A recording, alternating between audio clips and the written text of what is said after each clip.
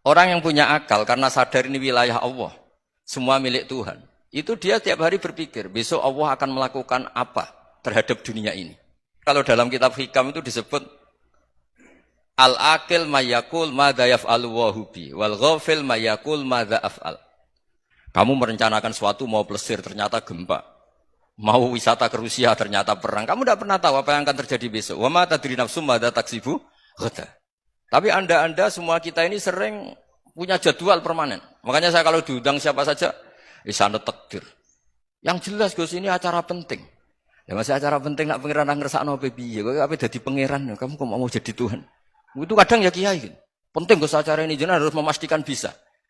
Loh kamu itu yang ngajarin tauhid, sesuatu itu biadillah kok bilang-bilang apa pasti. Kalau maksa terus tak tobatkan loh kamu kata saya itu. Ya kalau gitu Gus bilang insyaallah. Wah itu hati saya, fisik saya, roh saya sudah bilang insya Allah. Tidak usah kamu latih kata saya. Nah hal-hal tauhid keseharian itu gampang sebetulnya. Wal ghafil yaqulu madza af'al. Tapi orang yang lupa Allah dia setiap hari bilang besok apa? Kita bisa melakukan apa? Seakan-akan dia itu aktor, dia penting, dia subjek permanen, dia. Padahal kita ini hanya objek kehendak Allah Subhanahu wa taala. Karena kita yakin sesuatu yang terjadi di alam raya ini kita tidak bisa apa-apa. Makanya saya sering ngaji, sering bilang saya. Ketika Anda mensifati Allah, dia yang menghidupkan. Sudah itu tanamkan, sehingga ketika kita mati, santai saja. Kenapa santai?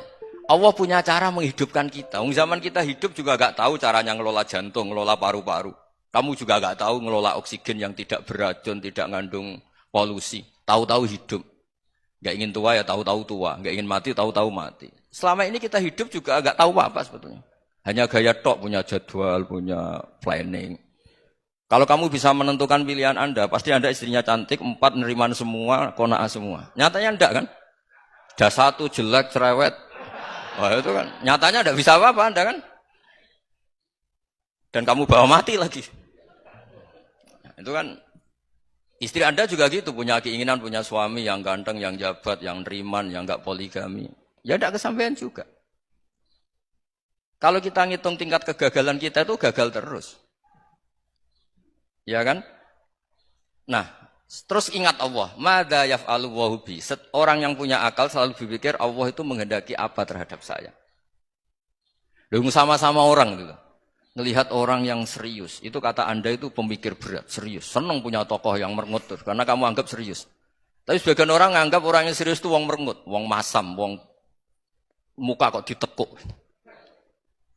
Jadi sama itu hati ya muqallibal qulub tsabbit qalbi ala dini, karena kita enggak tahu cara berpikir kita tentang orang lain, tentang sekeliling kita. Misalnya kita orang baik yang jenis ngrumat fakir miskin. Ada orang bangun masjid mewah itu janggal. Apa artinya masjid mewah kalau banyak orang kelaparan? Tapi kalau yang jenis pendidikan apa artinya masjid mewah kalau enggak bisa ngaji? Nanti yang jenis infrastruktur apa artinya ini kalau semuanya punya sudut pandang yang berbeda-beda.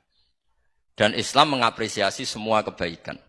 Tapi katakan semua kebaikan itu adalah kehendak Allah Subhanahu wa taala. Karena apapun baik Anda itu pakai fasilitas yang diberikan oleh Allah Subhanahu wa taala. Sehingga ini yang disebut qulillah tsumma darhum fi khawdihim yal'abun.